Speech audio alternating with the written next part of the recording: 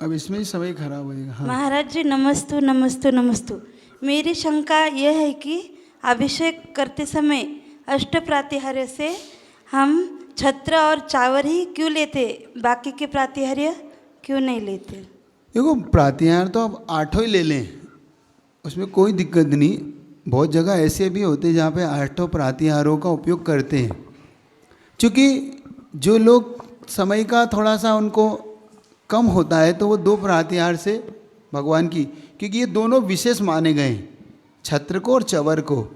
छत्र भगवान के 3 लोक के नाथ का प्रतीक होने का वो प्रतीक है, और छत्र के अंदर एक विशेषता होती है कि वो हमें अपने आप में 3 लोक के नाथ बनने की प्रेरणा देता है। एक चवर के अंदर एक बहुत अच्छी विशेषता होती है कि चवर कभी भी किसी की बुरी नज़र नहीं लगने देता हमें, तो चवर की एक खासियत होती है। तो व्यक्ति इन दोनों से इन का उपयोग करता है, और 64 चवर भगवान के वैभव को बताने वाला होता है विशेष तौर से, तो इसीलिए उन दोनों छत्रों को आप सामान्य से उपयोग में ले लेते हैं।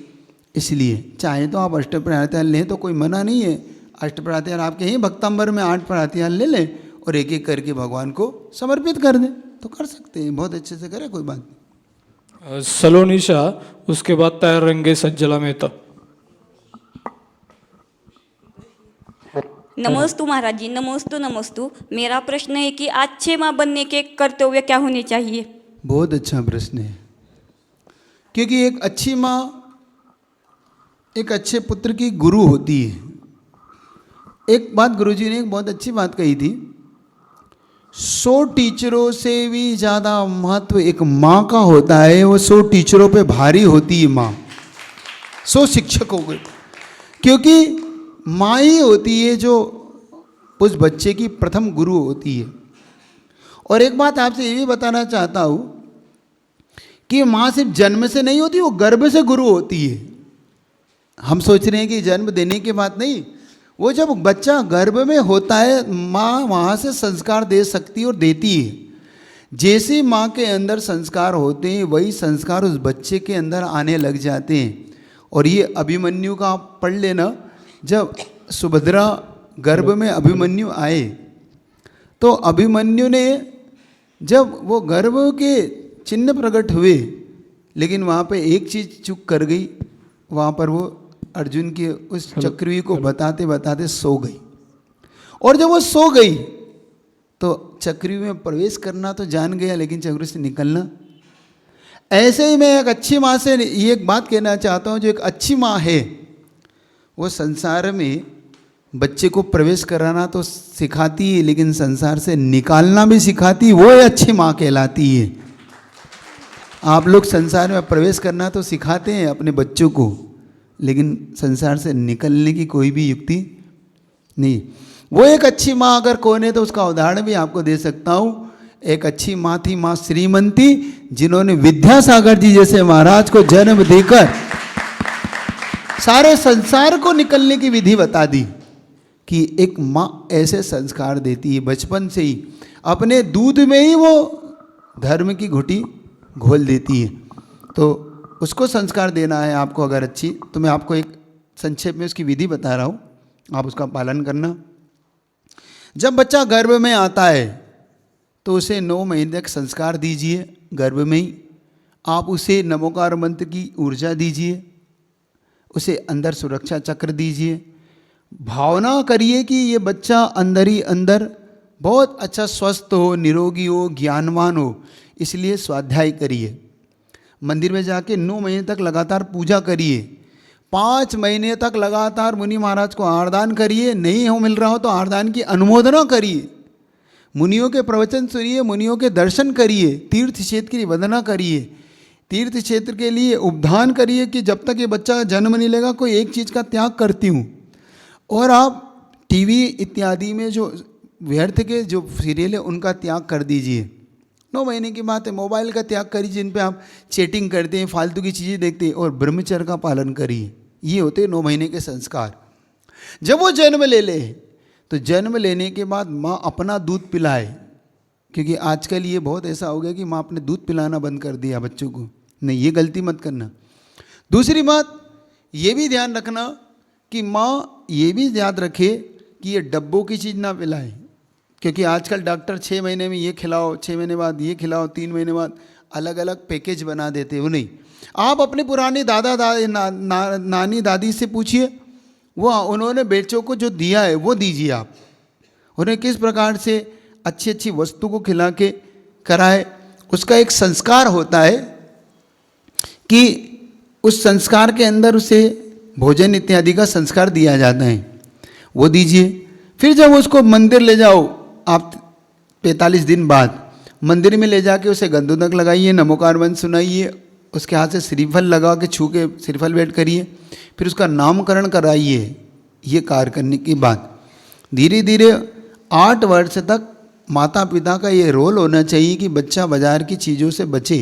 मतलब आप क्या करते हैं, आप सबसे बड़ा मुझे खेद होता है कि ज़रा सा बच्चा रोया नहीं और आपने उसे मोबाइल पकड़ाया नहीं। मतलब 2 महीने 3 महीने के बच्चों को आप मोबाइल पकड़ा रहे हैं और वो पूरी जीवन में उसका ऐसा संस्कार डलता है कि मोबाइल के बिना फिर रहता ही नहीं। ये गंदी आदत मुझे मत डालिए। उसके अंदर अभक्ष ना खाइए 8 वर्ष तक, आपका काम है। 8 वर्ष तक संस्कार जैसे चॉकलेट है, मैगी है, बर्गर है, पिज्ज़ा है, जो सब अभक्ष है, अशुद्ध चीज़ें से बचाइए। घर का खुद का बना के उसे 8 वर्ष तक दीजिए। 8 वर्ष के बाद उसे एक सम्यक दर्शन विधि होती है, उस विधि से कराइए। फिर धीरे धीरे धीरे एक अच्छे माता पिता का रोल निभाइए। फिर आगे की चर्चा आपसे आगे करूँगा। फिलहाल तो आप बच्चों को इस तरीके से पढ़ा के आगे बढ़ाइए। सज्जला मेहता, उसके बाद तैयार रहेंगे माधुरी शाह। नमस्ते मुनीन। खड़े होके क्वेश्चन पूछना है आपको। ये सब लाइव चालू है श्री विद्या विशाल सागरम यूट्यूब पेज पे। कोटि कोटि नमस्ते मुनिराज। मेरा प्रश्न है कि 6 आवश्यक जो श्रावकांक होते हैं उसका क्या महत्व है, और 6 आवश्यक में महत्व को 6 आवश्यक को देखो। आवश्यक उसे कहते हैं जिसके बिना नहीं रहा जा सकता। श्रावक उसके बिना वो हो नहीं सकता अगर श्रावक है तो। जो देव पूजा, गुरु उपासना, स्वाध्याय, संयम, तप और दान, उसके ये 6 आवश्यक होते हैं। अब वह श्रावक इसके बिना उसके श्रावक पना नहीं बचता। जैसे कि मुनि महाराज के आवश्यक हैं तो वो मुनि महाराज उन आवश्यकों को हीनादिक कर दे तो वो अपने मूल गुण में दोष लगा दें। ऐसे आपके भी 6 आवश्यक होते हैं क्योंकि आप श्रावक हो। तो श्रावक की सबसे पहला है गुरु पूजा, देव पूजा। एक चीज़ आप सबसे कहना चाहता हूँ कि आप लोग देव दर्शन नहीं, जैनियों को देव दर्शन नहीं कहा। सुन रहे हो आप लोग? पुरुष वर्ग सुन रहे हो? पुरुष वर्ग सुन रहे हो? देव दर्शन नहीं कहा जैनियों के लिए, देव दर्शन नहीं कहा, जैनियों को देव पूजा कहा। गुरु उपासना का मतलब जानते हो? गुरु उपासना का क्या मतलब होता है? क्या मतलब होता है गुरु उपासना का? गुरु की पूजा, एक अर्घ दे देना। इसका नाम जैनियों के लिए ये गुरु पूजा नहीं है। जैनियों की गुरु पूजा क्या है, कौन बताएगा? देखो, वैयावृत्ति कहोगे तो अजैन में मेरी वैयावृत्ति कर लेता है। वैयावृत्ति कहोगे तो अजैन में मुझे अर्घ चढ़ा देता है। नमोस्तु कहोगे तो वो भी नमोस्तु कर लेता है। सब कुछ कर लेता है अजैन। ध्यान रखना, 2 अधिकार जैनियों को विशेष तौर से आपको जन्म से मिले, उस अधिकार का आप उपयोग करो।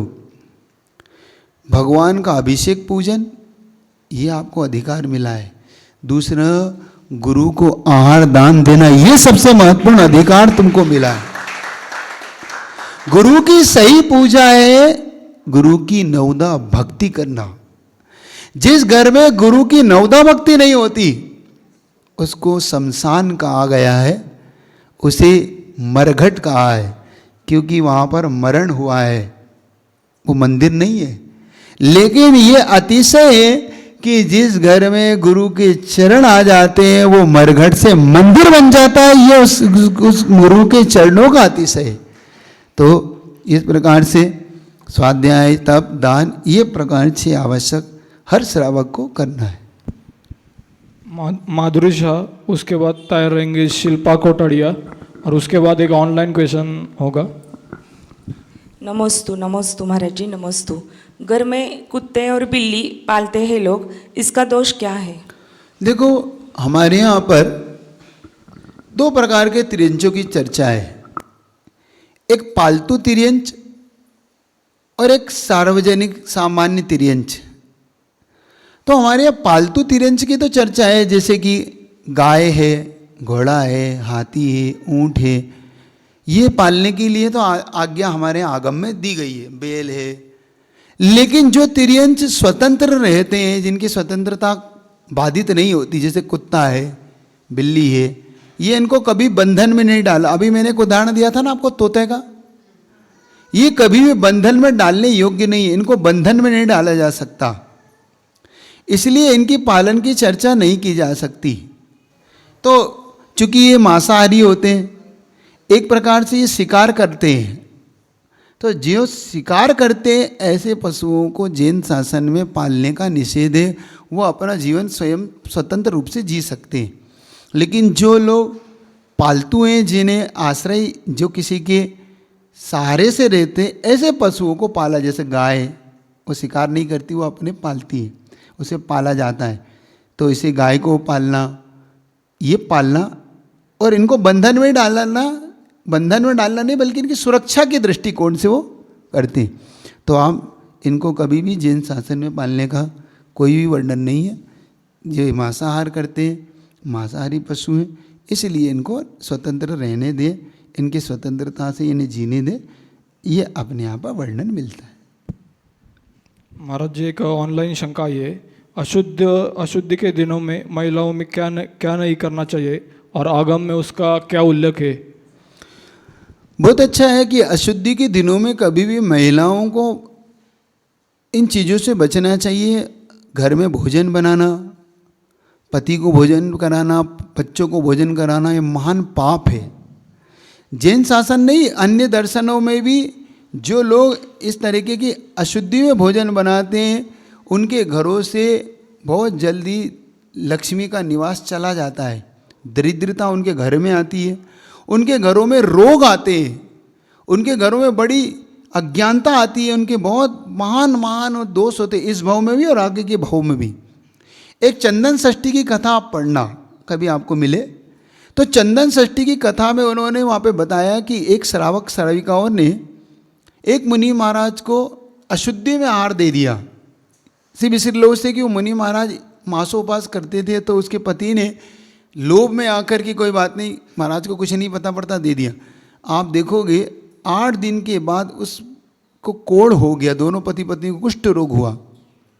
कुष्ठ रोग हो गया, पूरा धन वैभव चला गया, दरिद्र छा गई, और ऐसा गलित कुष्ठ हुआ कि उसके कारण उन्हें पूरा गांव नगर छोड़ के दूसरी जगह रहना पड़ा।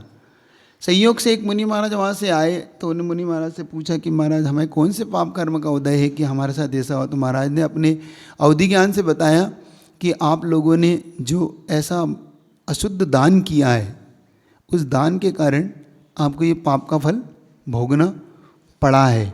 तो महाराज इसकी प्रायश्चित क्या है? सुनो आप, प्रायश्चित क्या है? तो उन्होंने कहा कि इसका प्रायश्चित है, चंदन षष्ठी के व्रत करो, उसकी कथा पढ़ो, उस कथा को पढ़ने के बाद माँ चंदापर भगवान की पूजन करो, और 6 वर्ष तक ये उपवास होते हैं, मतलब हर साल एक उपवास करो।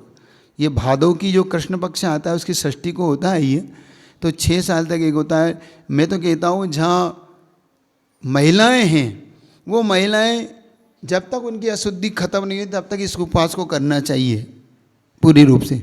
और एक बात बताओ, इसका असर देखा गया है, आपकी दही पापड़ ये बड़ी, इन पर अगर इनकी परछाई पड़ जाए तो लाल पीली हो जाती है।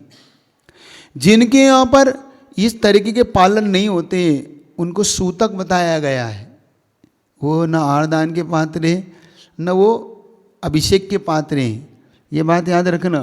पुरुष वर्ग इस बात को समझे, कभी भी प्रेशर दे के भोजन बनवाना महिलाओं से कि तुम हमारे लिए भोजन बनाओ, क्योंकि आजकल एकल फैमिली का बड़ा दौर है, नहीं। इसीलिए एक दूसरे के सहयोग करो, एक दूसरे के सहयोग से आप लोग भोजन 3 दिन के लिए, विशेष तौर से मैं तो कहता हूँ पुरुषों को सीख लेना चाहिए कि खुद भोजन बनाना। क्यों? क्योंकि इससे आप बहुत सारे पापों से बचोगे। और ये आपके यहाँ पालन होता है ऐसा नहीं, जापान, रूस, ऐसी कई जगहें हैं जहाँ पर आज भी मुस्लिम धर्मों में भी इसका पालन होता है, सिख धर्म, पंजाबी धर्म, इन सब में इसके पालन होते हैं। लेकिन बड़ा खेद होता है आजकल ये लोग पढ़े लिखे जनरेशन जो आजकल नवयुग हो चुके हैं, ये इसको अशुद्धि मानते ही नहीं। ये कहते हैं तो एक प्रकार का विकार है जो शरीर में से निकलता है, इसलिए हमें इसे नहीं पालन। नहीं, ये महान पाप है, ये पाप नहीं करना। ये याद रखना, अशुद्धि के दिनों में कभी भी अपने एक डिस्टेंस बना के रखना चाहिए। परिवार में पति से भी डिस्टेंस बनाइए, संयम का पालन करिए। 3 दिन के लिए भोजन मत बनाइए, वहाँ से जो भोजन मिले उस भोजन को करिए, और अपने बर्तन खुद उठाइए, अपने बिस्तर वहाँ से अलग करिए, शुद्धि करिए पूरी तरीके से। इस तरीके से इसकी विशेष विधि से पालन करना चाहिए।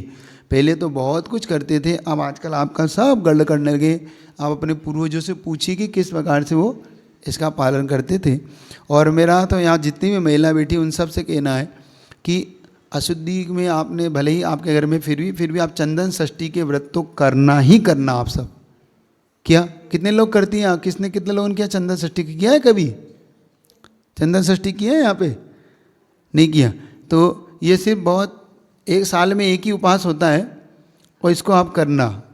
देखो इनने किया है बुजुर्ग दादा दादी, तो दादी और पति देव भी कर सकते हैं इसको, मतलब पति पत्नी मिलके भी कर सकते हैं इसको। तो ये चंदन षष्ठी के व्रत को करना, ठीक है? तो इस कर सकते। चलिए शिल्पा कोटाड़िया, उसके बाद तैयार रहेंगे उल्का शाह। नमस्ते। किन कर्मों से मोक्ष प्राप्त होता है? किन्हीं कर्मों से नहीं होता, कर्मों के नाश से मोक्ष प्राप्त होता है। कर्म के उदय में मोक्ष नहीं होता, कर्मों के नाश में मोक्ष होता है। तो जो हम 8 कर्म है हमारे, घातिया और अघातिया, तो 4 घातिया कर्म जाने पर केवल ज्ञान प्राप्त होता है और 4 अघातिया जाने पर इस जीव को मोक्ष प्राप्त होता है। सूर्य का शाह, उसके बाद तैयार रहेंगे उल्का शाह। महाराज जी कोटि कोटि नमन।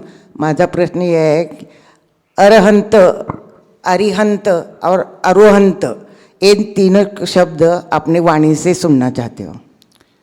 तीनों शब्द दादा गुरु आचार्य ज्ञान सागर जी महाराज इसका इस्तेमाल करते थे। नमो अरिहंताणम, नमो अरुहंताणम, नमो अरहंताणम, ये तीनों एकार्थवाचक है।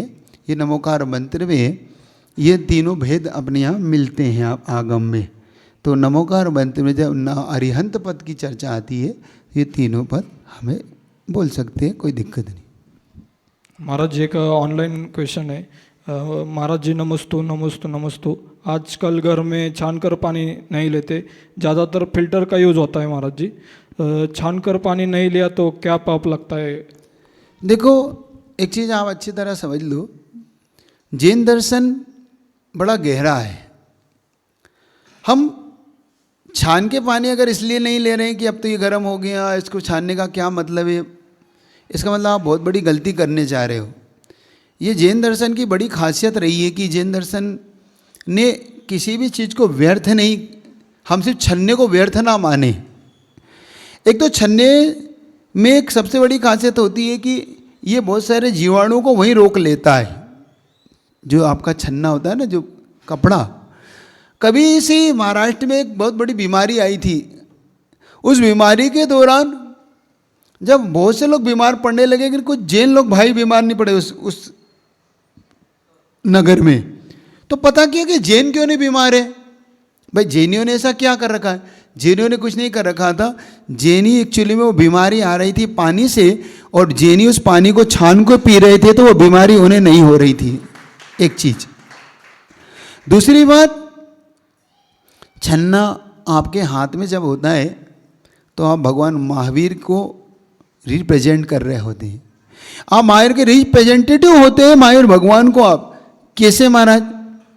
जब आप किसी ट्रेन में से उतर कर किसी नल पर पानी का छन्ना लगा के जब छान रहे होता ना गिलास में, तो दूर से ही कह देता है ये महावीर का भक्त होगा इसलिए छन्ना लगा के छान रहा है।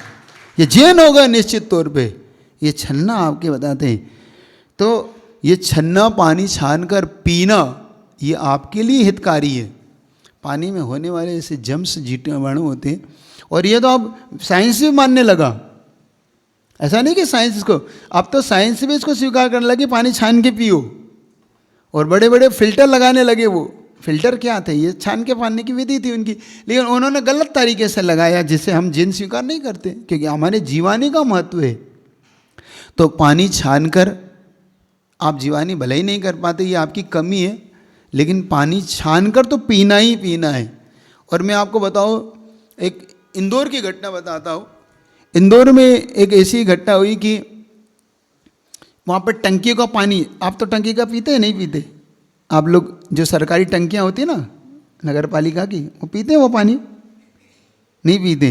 वो पीते हो तो सुनना सावधानी से कि वो पानी, चूँकि पूरे इंदौर नगर में वही पानी आता है, अलग अलग टंकियों से आता है। तो वह पानी जब आया तो एक जगह लोग बीमार पड़ने लगे। क्यों? उसका कारण मैं बताता हूँ। क्योंकि उस पानी के टंकी में जो पानी भरने के लिए ऊपर देखने जाता था ना, उस दिन उसने खूब शराब पी रखी थी और वो उसमें गिर पड़ा। अब गिर पड़ा तो बहुत दिन तक वो कोई वहाँ पे उठाने वाला कौन जा रहा ऊपर देखने? भाई कोई ने सोचा होगा कि कहीं गया होगा, चला गया होगा, आएगा। लेकिन वो 2-4 दिन फूल गई उसकी लाश, फूल कर वो चमड़ी निकल के पूरी उसमें पानी में आने लगी। सुन रहे हो आप लोग? ये जो पानी की टंकी के पानी जितने भी होते हैं फिल्टर, ये सब इतने इतने अशुद्ध होते हैं। अभी आप भले ही ये करें, नहीं नहीं नहीं नहीं, ये सबसे ज़्यादा गंदे होते हैं, सबसे ज़्यादा। अभी मैं कई जगहों पे फिल्टर प्लांट देख के आया हूँ, उनकी स्थिति इतनी गंदी है। वहाँ पर इतने इतने जीव पड़ रहे हैं, ऐसे ऐसे 2 इंद्री 3 इंद्री 4 इंद्री जीव ऐसे पड़े पड़े हैं, लेकिन सब फिल्टर हो के आपको आ रहा है और आप कह रहे वाह क्या पानी है ना। तो ये सा पानी पीने से बचे। जैनी लोग अपना खुद का पानी छाने, आप कुएं का पिए, अपने बोरिंग का पिए, तो भी छान के तो पीना ही। छानने का बहुत बड़ा महत्व इसका है, समझ रहे हो? उल्का शाह। नमस्ते महाराज जी, मेरी शंका नहीं है, बच्चों की शंका है। समाधान मैंने भी किया अपन उसको नहीं हो गया, तुम्हारे वाणी से शंका समाधान करिए। मैं ऐसा प्रश्न है उसका कि नारियल का पानी और गन्ने का रस सचित अचित कैसा करना, और क्या मतलब है वो करने का? नारियल का पानी जब निकाला जाता है, उसमें 2 मत अलग अलग अपने यहाँ पर मान्य है। एक मान्यता है कि नारियल के पानी अपने आप में अचित्त होता है, एक चीज़। दूसरा कुछ लोगों का मानना है चूँकि वो नारियल अपने आप में सचित्त है, उससे जब लगाए तो वो सचित्त है। तो उसको फिल्टर करने का है कि उसको आप ऊपर नीचे इसको फेंट लें। फेंटना जानते हैं? जो दूध फेंटते हैं ना आप, तो इसको फेंट लें, उससे वो अचित्त हो जाएगा। अथवा उसमें कोई ऐसी पदार्थ डाल दें जैसे कि आप जीरा है या कुछ, उसको वैसे डाल के भी अचित्त कर सकते, एक चीज़। और गन्ने का रस अपने आप में अचित्त है, क्योंकि उसको जो रस निकाला था वो अपने आप में अचित्त है, उससे कोई भी अचित्त करने की अलग से आवश्यकता नहीं है। माइक दे दो उनको हाथ। इसमें कैसा जंतु तैयार हो जाता है नारियल फोड़ने के बाद?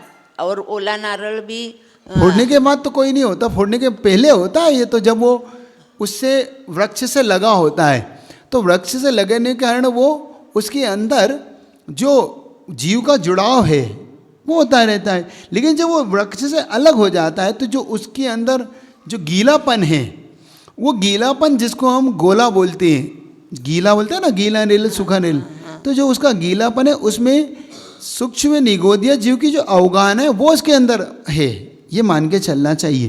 तो वो सचित्त है एक्चुअली में, वो मानो। और ये साप्रतिष्ठित और अप्रतिष्ठित का जहाँ वर्णन आपको पढ़ने को मिलेगा, तो साप्रतिष्ठित जो है वो आपको समझ में आएगा कि कितने निगोदिया जीव वहाँ पे हैं, ऐसा। और ये नारियल का भी फ्राई करना चाहिए क्या? नारियल का आप ओला नारियल। दूध बना ले, अथवा तो फ्राई नहीं करके उसको भाप दे दे, भाप देने से भी वो अचित्त हो जाता है। अच्छा, चलिए। महाराज जी, एक ऑनलाइन क्वेश्चन है। नमस्ते। मंदिर में चढ़ा हुआ उसका क्या करना चाहिए, और वो खाना चाहिए क्या नहीं, उसका यूज कैसा करना चाहिए? अभी अकृत पुण्य की कथा आपके सामने में ला रहा हूँ। अकृत पुण्य ने मंदिर का जो निर्माल्य खाया उसी कारण आज ये पाप का फल उसे भोगना पड़ रहा है। जैन शासन में कहीं भी निर्माल्य खाने का वर्णन नहीं है, निर्माल से बचने का वर्णन है। तो कभी भी निर्माल्य का उपयोग नहीं करना। तो ये तिर्यंचुक है, अधिकार है, इस पे अधिकार जो होता है वो तिर्यंचु का होता है। ये जो जितना भी निर्माल्य होता है, जितना भी ये द्रव्य चढ़ता है, पहली बात तो यहाँ ना के बराबर चढ़ता है, क्योंकि मैंने देखा 2-2 जाने से आप डाल के जाते हो यहाँ पे। तो सबसे पहले तो चढ़ाना सीखो आप लोग। इतना से एक मुट्ठी में सारे भगवान निपट जाते हैं आपके, पूरी पूजा ही हो जाती है यहाँ पे तो है। मैं देखता हूँ वो जब आपके चौके में जाता हूँ ना, पूरी थाली में 4 दाने होते हैं और एक एक दाना चढ़ा रहे होते हैं आप, ऐसे करके स्वाहा स्वाहा करके। तो पहले तो चढ़ाना सीखो, पूजन करना सीखो, क्योंकि हमारे घर पे जो गुरु आए हैं वो कौन आए हैं? हमारे लिए साक्षात प्रभु आए हैं। आप खुद कहते हो कि हमारे लिए तो प्रभु आए। और फिर जब प्रभु के जिनालय आते हो तो हाथ ऐसे भरे हुए होना चाहिए, हमारे हाथ में वो द्रव्य होना चाहिए। हम इतनी सी डब्बी लाते हैं, उसमें 2 बादाम होती है, 4 दाने चावल के होते हैं, एक चिटक होती है, एक वो होती है, एक लौंग होती है, और उदक चंदन तन, ऐसा हाथ घुमाते हो, है ना, जैसे बहुत रत्न चढ़ा रहे हो। नहीं, भगवान से चाहते क्या हो वो देना तो सीखो। सुन रहे हो कि नहीं? देना सीखो। मैंने अधिकतम यहाँ देखा सब खाली हाथ आते। मेरे तो मेरे दर्शन करते तो किसी को चढ़ाते ही नहीं देखा हमने। सुन रहे हो कि नहीं? कुछ चढ़ाते बिल्कुल खाली हाथ। नमस्ते महाराज, नमस्ते। अब मैं कहता हूँ इनको आशीर्वाद दूँ कैसे? ये तो खाली हाथ आया है, ये तो खाली हाथ है। क्योंकि खाली हाथ को मेरा आशीर्वाद फलेगा ही नहीं। आशीर्वाद तो फलेगा भरे हाथ वाले को। सुन रहे हो? खाली हाथ कभी मत आओ।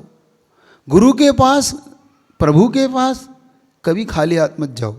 हमेशा हाथ में तो श्रीफल हो, गोला हो, बादाम हो, चावल हो, एक मुट्ठी कम से कम अष्टद्रव्य हो। सुन रहे हो?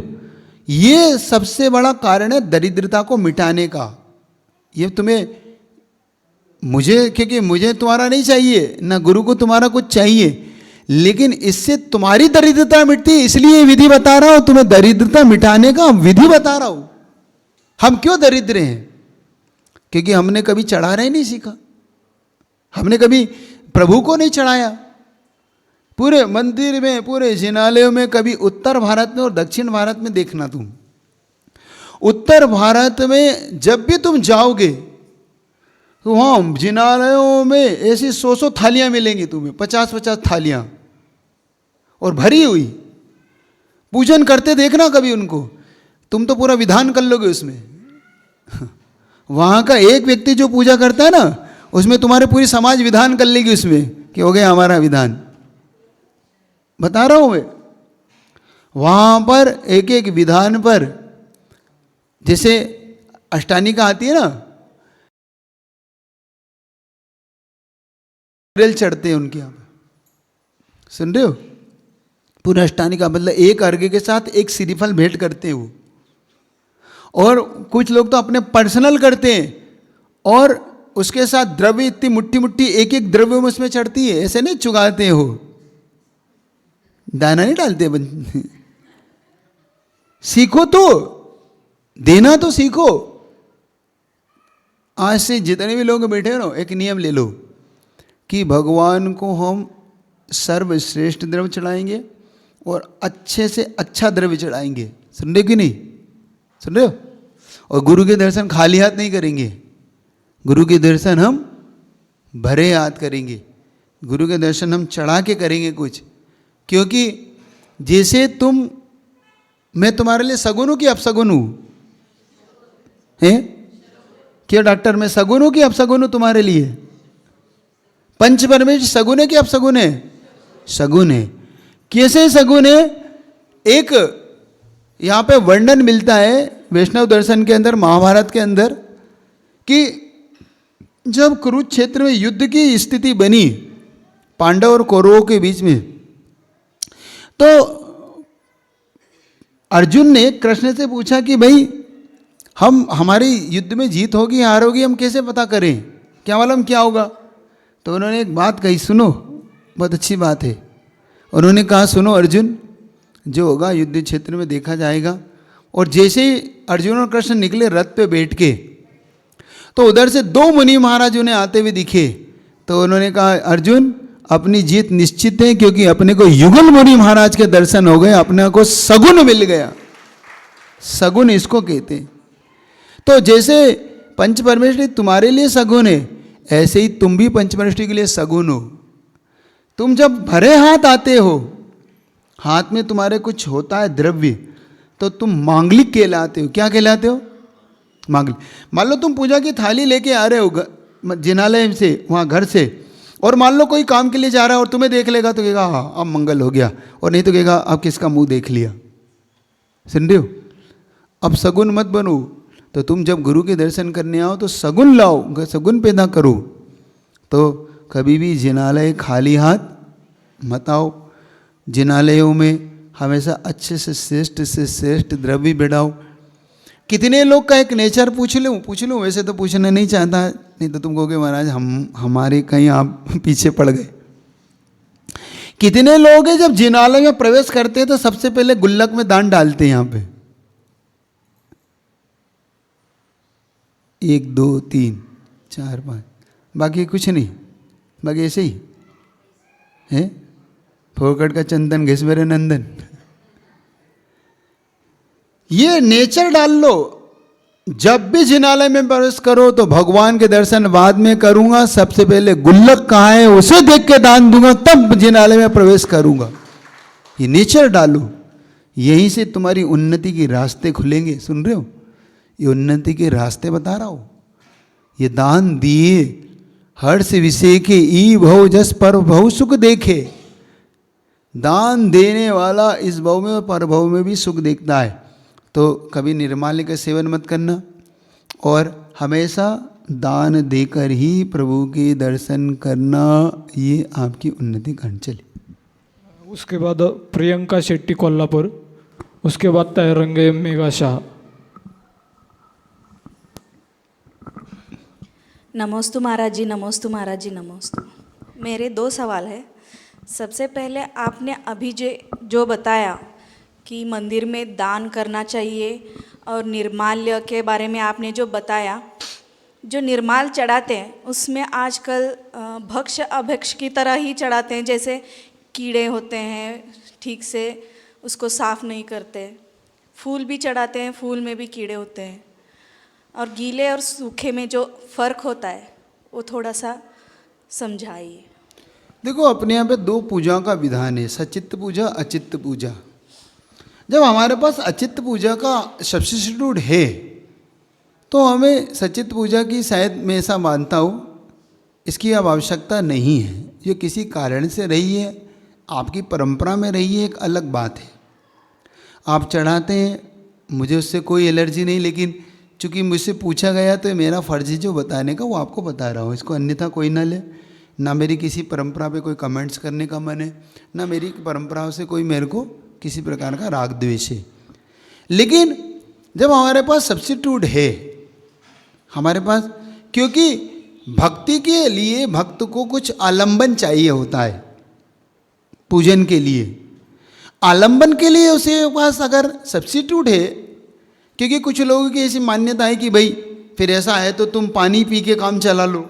कुछ कहते हैं कि तुम तो डुप्लीकेट चला रहे हो, भगवान को ऐसा चढ़ाओ, फूल चढ़ाओ, फल चढ़ाओ, मिठाई चढ़ाओ, ये चढ़ाओ। मतलब ये उनके ऐसे विचार है। लेकिन क्या ये भी सब्स्टिट्यूट नहीं है आपका पास? क्योंकि वो तो कौन से फूल चढ़ा रहे हैं, देवताओं ने कौन से फूल चढ़ा और आप कौन से चढ़ा रहे हैं, देखो तो पहले अंतर तो देखो। वो कल्प पक्ष के चढ़ा रहे हैं जो कि एक इंद्रिय, और आप नीचे। दूसरी चीज, वहाँ पे होने वाली जो अपार राशि है वो सावध दिलेसो भव राशि नहीं होती। क्योंकि कुछ लोग इस प्रकार के कहते हैं कि सावध दिलेसो भव पुण्य रासो, दोषाय नालम कणिका विशेष। इस लाइन को लेके गलत तरीके से उसकी व्याख्या की जाती है, ये भी एक गलत व्याख्या है। तो समझने का हम पुरुषार्थ करें। हम अगर उसी बात को अच्छे से निर्दोष और सावधानी से रहित होकर कर सकते हैं तो हमारे पास ऑप्शन है, उस ऑप्शन का उपयोग करें और उस पूजा को अच्छे से कर सकते हैं तो आप उस पूजा को करें। फिर भी अगर किसी की मान्यता है तो उस मान्यता से करना चाहता है तो वो अपनी मान्यता को देखे, मैं उसके लिए कुछ नहीं कहता। लेकिन मेरा तो इतना ज़रूर कहना है कि ये दोनों परंपराओं में जहाँ पर हिंसा कम हो, जहाँ पर अहिंसा का दिव्य घोष बच सके, जहाँ पे भगवान की माहिर भगवान की वाणी को हम आगे बढ़ा सकें, उस चीज़ का समर्थन, उस चीज़ पे आगे बढ़ने का पुरुषार्थ सबको करना चाहिए। मेरा दूसरा सवाल है महाराज जी, आजकल के बच्चे, आपने अभी पहले दीदी ने पूछा कि बच्चों को संस्कार माँ बन के कैसे देना चाहिए, पर कुछ बच्चे ऐसे होते हैं उनको स्नेह तो होता है, मंदिर जाते हैं पर पूरे भाव से नहीं जाते हैं, तो उनको किस तरह से स्नेह बढ़ाए मंदिर की तरफ? देखो, हर चीज़ के पीछे कोई ना कोई एक रीज़न होता है, हर व्यक्ति कुछ ना कुछ चाहता है जाने के पीछे। धीरे धीरे उनके अंदर ये आदत डाली जाती है, शुरू शुरू में कुछ दे के, कुछ दिखा के। तो उन बच्चों के अंदर हम सबसे पहले एक उम्र तक तो लालच दे सकते हैं, फिर उम्र के बाद वो लालच भी काम करना बंद कर देता है, जहाँ से वो समझदार हो जाते हैं। तो समझदार जहाँ से होने लगे तो हमें समझ में आने लगता है कि अभी समझदार हो रहा है, तो फिर हम उसे लॉजिक दें, अब लालच ना दें। हम एक्चुअली में लालच के बल पे मंदिर भेज सकते हैं बचपन में, लेकिन लॉजिक के बल पे भेज सकते हैं हम बड़े होने पर। तो उन्हें लॉजिक दें और सही लॉजिक दें कि हम मंदिर क्यों जाना चाहते हैं, हम भगवान के पास किस लिए जाते हैं, भगवान से हमें क्या मिलता है, हमें क्यों जुड़ना है।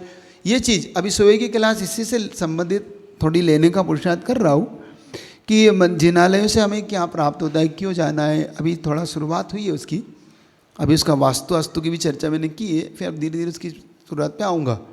तो इन बच्चों को आप विथ लॉजिक, क्योंकि आज के बड़े बड़े स्मार्ट बच्चे हैं, ये स्मार्टफोन से भी आगे हैं, इनके पास सब कुछ है, ये अब आपके डराने धमकाने और इससे आगे नहीं जाएंगे। इनको बाकायदा आप लॉजिक दें, क्योंकि इन लोगों के लिए सब पत्थर से ज़्यादा कुछ नहीं है।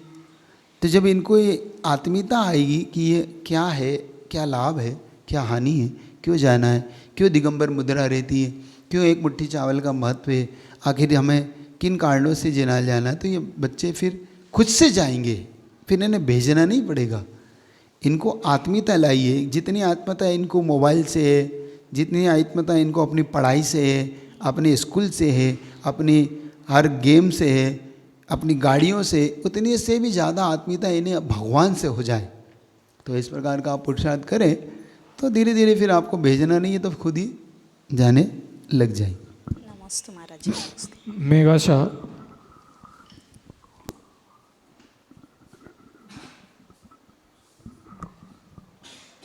नमस्ते महाराज जी। महाराज जी, मंदिर में जो लोग आते हैं वो द्रव्य चढ़ाते हैं और चढ़ाते टाइम नीचे बहुत गिरता है और उसके ऊपर से कुछ बड़े से लोग जाते हैं, तो उसका क्या पाप लगता है? देखो, सबसे बड़ी बात तो ये है कि मंदिर का द्रव्य अपने आप में बहुत पवित्र होता है, हमें उसकी पवित्रता का ध्यान रखना चाहिए। एक तो मंदिर पवित्र है, दूसरा हमारा द्रव्य पवित्र है। जब वो पवित्र द्रव्य नीचे गिरेगा तो भले कोई चढ़े ना चढ़े, आपको पाप तो लगेगा ही।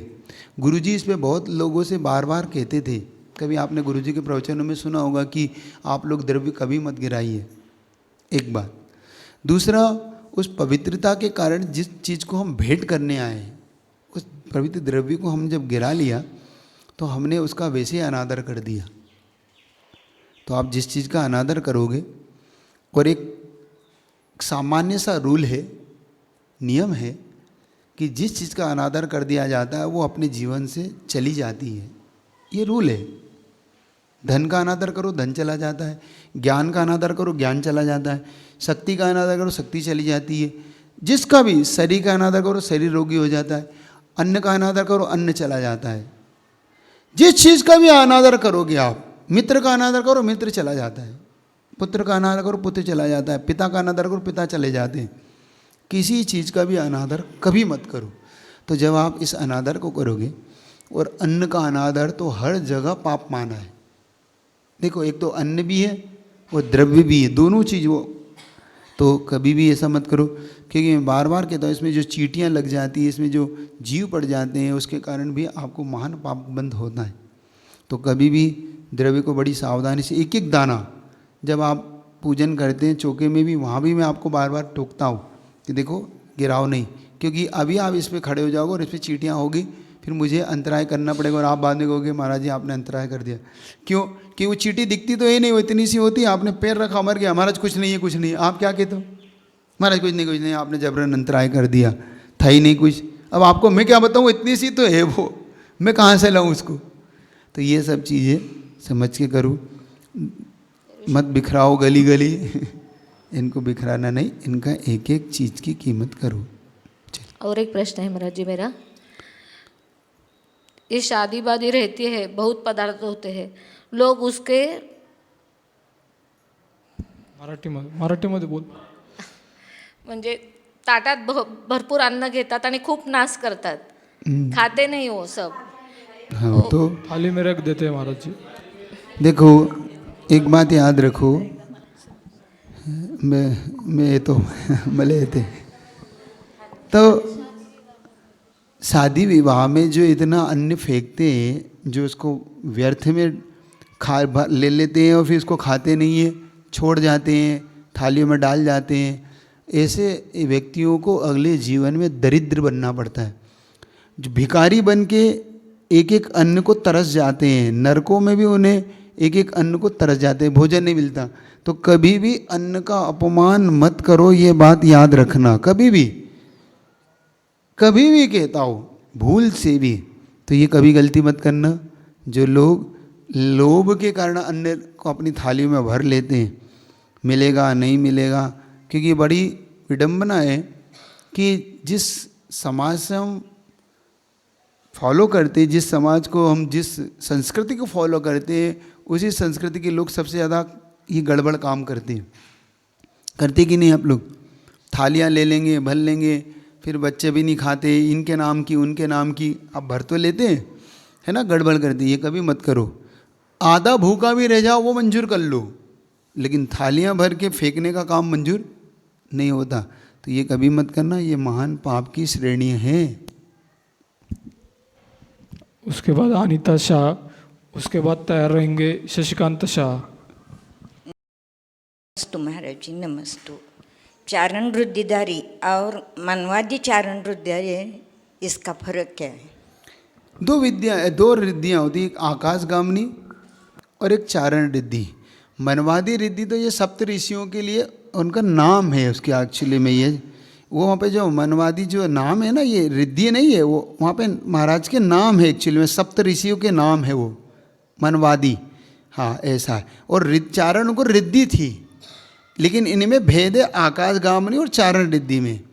आकाशगामिनी में मुनि महाराज इस प्रकार से चलते हैं, ऐसे आकाश में इस प्रकार से उड़ते हुए से, और चारण रिद्धि में चरणों के बल पे इस प्रकार से आकाश में गमन करते हैं वो। ये दोनों में भेद है। जो मनवादी वो नाम है, ना कि कोई चारण रिद्धि है। वो रिद्धि तो एक ही चारण ही है, लेकिन मनवादी सप्त ऋषियों की वो 7 नाम है, इसलिए वो मनवादी चारण रिद्धिधारी बोला जाता है। महाराज जी का ऑनलाइन क्वेश्चन है, एक लड़के का क्वेश्चन है। मैं 5 साल तक रिलेशनशिप में था, कुछ कारण हमारे घर वाले शादी को मना कर रहे, और मैं डिप्रेशन में गया हूँ, तो कैसे बाहर पड़ना चाहिए? देखो भाई, ये चीज़ में ना पढ़ो तो बहुत ही अच्छा है, क्योंकि मैंने एक जगह पढ़ा था, एक पागल खाना होता ना, पागल खाना। तो एक पागल खाने में एक पागल था, तो वहाँ पे मनोवैज्ञानिक होते ना, वो मनोवैज्ञानिक डॉक्टर वहाँ पे उस पागल खाने को चेक करने गए, तो एक व्यक्ति एक महिला का नाम लेके रो रहा था। अब वो रो रहा था, तो मनोवैज्ञानिक पूछे कि भाई क्या हो गया इसको? तो जिस महिला का नाम लेके रो रहा था बता रहा था ये प्रेम में इसको धोखा मिला है। सुनना, बहुत अच्छे सुनना, उन्होंने ऊपर से निकल जाएगी घटना। उसने कहा इसको प्रेम में धोखा मिला है, इसलिए रो रहा है। ठीक है, उसने कहा देखो भाई क्या करें। आगे जाके एक और व्यक्ति रो रहा है, वो भी उसी महिला का नाम लेके रो रहा है, वो भी उसी महिला का नाम लेके रो रहा है। तो मनोवैज्ञानिक को लगा कि भाई वो महिला ने इसको भी धोखा दे दिया। देखो, इसका मतलब है कि उसको बहुत लोग चाहते थे वो महिला बहुत सुंदर होगी, इसी कारण से ये हो रहा है।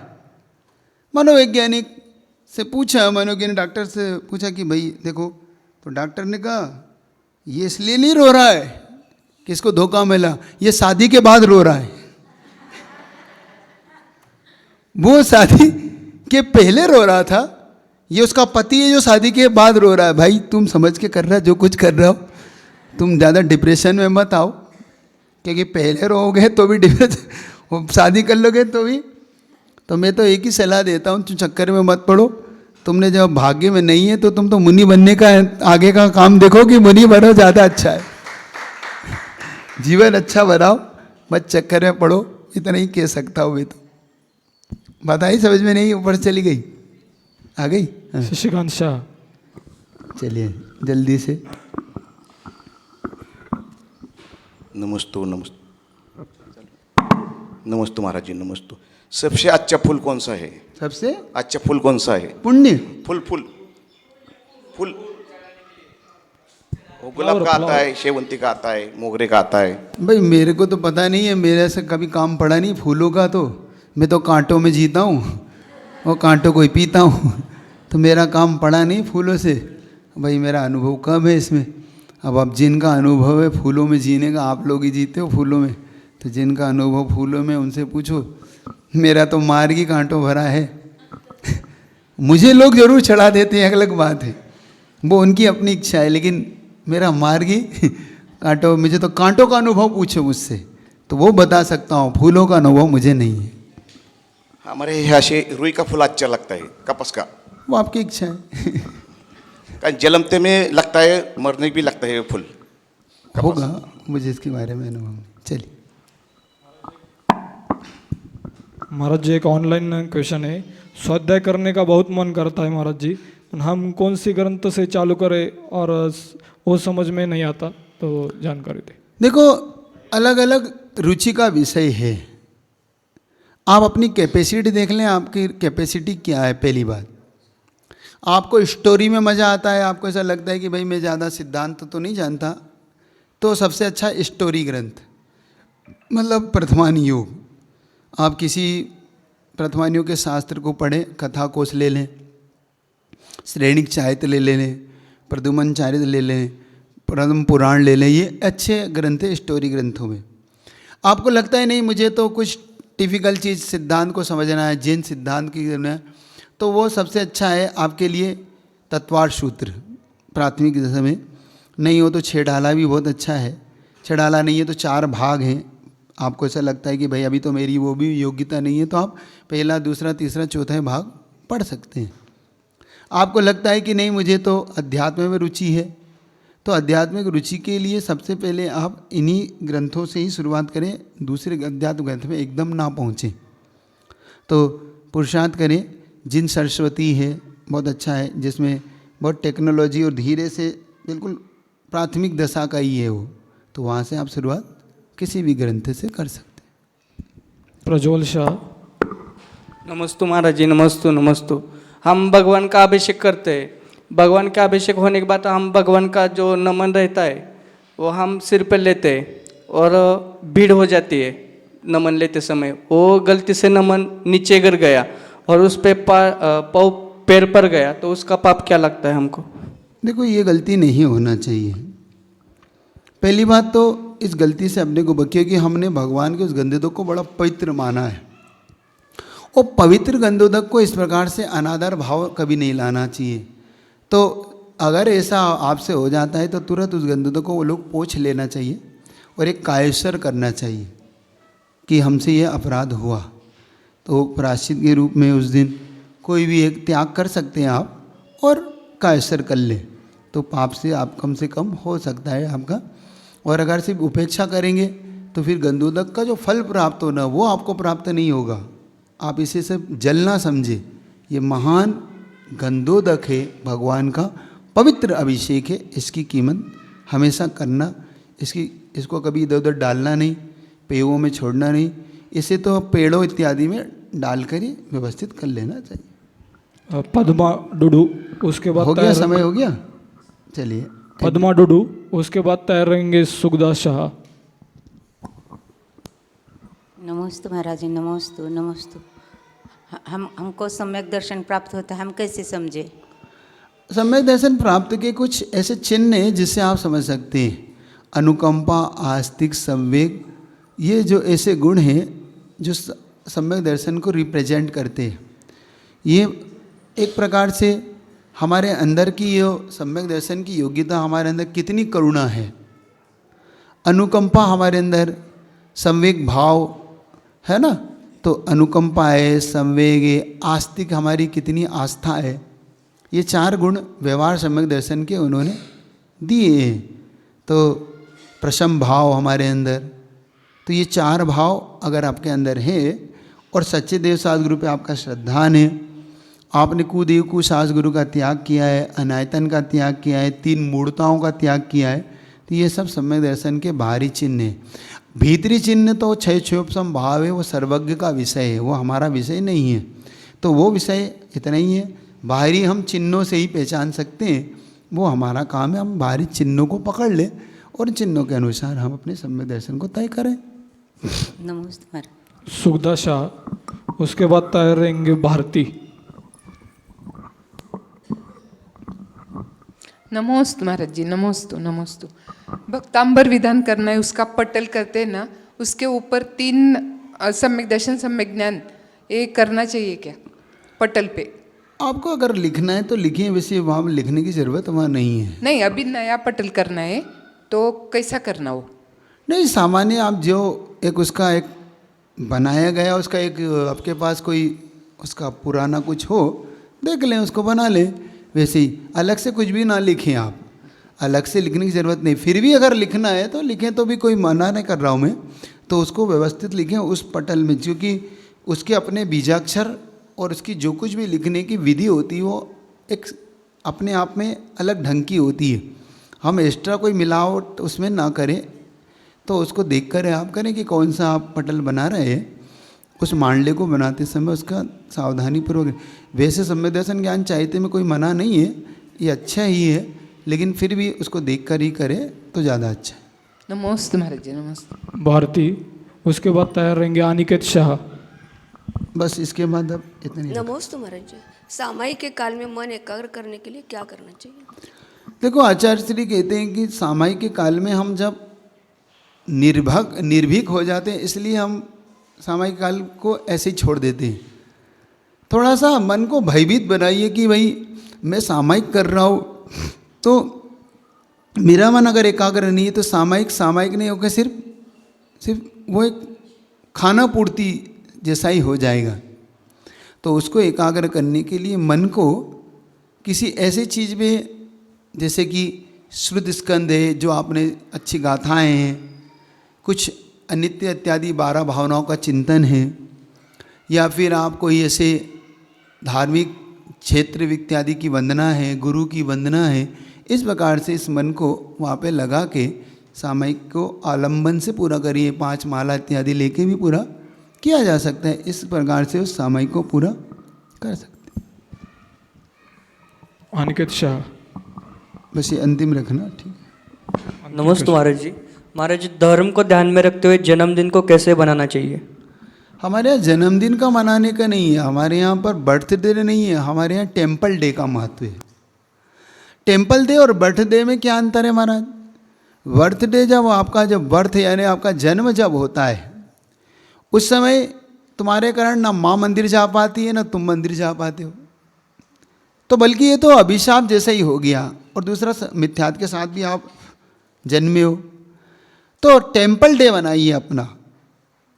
बर्थडे से अच्छा होता है टेम्पल डे का मतलब होता है 45 दिन के बाद जो मंदिर जाते हैं ना, तो अपने जन्मदिन से 45 दिन 40 दिन जिस दिन में आप गए उस दिन को जोड़ लें और उस तारीख को अपने जीवन में बना लें कि हर साल उस तारीख को मनाओ। क्योंकि देखो, मेरे कारण आज माँ जो 45 दिन मंदिर से जो दूर रही, आज मुझे लेके माँ मंदिर पहुँची, ये मेरा आज सही जन्म हुआ। आज मैंने सही वास्तव में मेरा जन्म होकर जिन कुल में मैं आज जा रहा हूँ, तो उससे लेके आप वहाँ पर पहुँचिए। विशेष तौर से 45 दिन तो आप टेम्पल डे मनाइए, और टेम्पल डे जब आप मनाते तो वो विशेष ध्यान रखें, जन्मदिन होता है आपका तो वो किसी प्रकार से केक काट कर नहीं मनाना, कभी मोमबत्ती बुझा के नहीं मनाना, और कभी केक मुंह पे लगा के नहीं मनाना। ये सबसे पाश्चात्य बहुत गंदी सभ्यता है, ये पश्चिम सभ्यताओं में आए और इसके बहुत दुष्परिणाम आए। आप जब मोमबत्ती जला के बुझाते हुए सबसे बड़ा अपशगुन है आपका, क्योंकि हमारी भारतीय संस्कृति कभी बुझाने को अच्छा नहीं मानती, वो अपशगुन मानती है। तो आप अपने दिन के जन्मदिन का शुरुआत अपशगुन से क्यों कर रहे हो? शगुन से करो, दीपक जला के। तो आप उस दिन विशेष तौर से जितने साल के हो गए उतने दीपक लेके मंदिर जाइए और भगवान की आरती करके दीपक लगाइए कि भगवान जैसे आपका दर प्रकाशित इस दीपकों से हो रहा है, बस मुझे आशीर्वाद दो कि मेरा जीवन भी ऐसे ही प्रकाशमान हो और मैं लोगों को प्रकाश दे सकूं। इस भावना से दीपक जलाइए। केक को काटिए मत, पीस मत बनाइए, बल्कि केक के पहले से पीस कर लीजिए और उसे आप अपने उपयोग में ले लाइए, है ना। दूसरा, उन केक पे कभी भी चित्र मत बनाइए, क्योंकि आप जब उस चित्र को काटते को पीस करोगे तो वो चित्र कटेगा, मतलब आप अपना महान अपशगुन अपने हाथ से कर लोगे, क्योंकि कटना फटना और फाड़ना हमारे यहाँ अपशगुन माना गया, महान अपशगुन माना गया, तो कभी नहीं करना। तो लोग बाग बच्चों के फोटो, माता पिता के फोटो वहाँ लगवा देते हैं, फिर उसको केक को पीस कर देते हैं, अथवा गुड्डा गुड्डी के कोई चित्र बना देते हैं, वो मत करो, ये मान पाप है। ये हमारे यहाँ भाव हिंसा है, पंच इंद्रिय की भाव हिंसा है ये हमारे यहाँ पर, कभी मत करो इन केक पे। दूसरा, जो लोग केक को एक दूसरे को मार के, जैसे 2 केक लाते हैं, एक को खाएंगे एक को मुंह पे चुप, इससे बहुत बड़े अभी एक्सीडेंट हुए, क्योंकि वो केक जोड़ने के लिए कुछ पिन इत्यादि का उपयोग करते हैं वो। अब जैसे उसने केक उसके मुंह पे लगाया, उस पिन निकल के उसकी आंख में चली गई, आंख फूट गई, एक के सिर में घुस गई, वहीं पे उसकी मृत्यु हो गई, तो उसका जन्मदिन उसका मरण दिन का कारण बन गया। तो ऐसे कभी भी मत करो, ये पाप है। बल्कि उस दिन भाव शांति धारा करो, भगवान की शांति धारा करो। सुबह से उठते से ही, जिस दिन जन्मदिन हो उठते से ही सबसे पहले माता पिता के चरण भी कि आज मेरी माँ धन्य है जिसने मेरा गर्भपात नहीं कराया, बल्कि मुझे गर्भ में पाल के मुझे जन्म दिया, ये माँ का उपकार है। पिता वो उपकार है जिसने मुझे पाला पोसा बड़ा पढ़ा लिखाया, इन माता पिता का उपकार है। उन माता पिता के सबसे पहले चरण छू, फिर जिनालय जाओ, शांति धारा करो, अभिषेक करो, समय हो तो विधान करो, फिर और समय हो तो गौशालाएँ जाओ, चारा गाय को खिलाओ, मुख पशुओं को खिलाओ, किसी गरीब व्यक्ति की सहायता करो, उसे कुछ दो ताकि वो तुम्हें दुआएं दे। फिर उसके बाद अपने जो जन्मदिन का आपका जैसा तरीका वैसे मनाओ, लेकिन बहुत देर रात तक पार्टी मत करो, दिन में ही उसका कार्य करो, रात से बचो। ये जन्मदिन का तरीका हो सकता है। इतना नहीं रखता हो, चलेगा। आपका समय हो गया, कल से थोड़ा सा आप जल्दी करने का पुरुषार्थ हम करेंगे, ठीक है। भजन तो नहीं करना, करना है भजन करना है, चलो 1-2 लाइन कर देता हूँ, ज़्यादा तो फिर क्योंकि समय हो रहा है। जो हो सो हो, जो है सो है, हमको क्या जन्म सुनिश्चित मरण सुनिश्चित,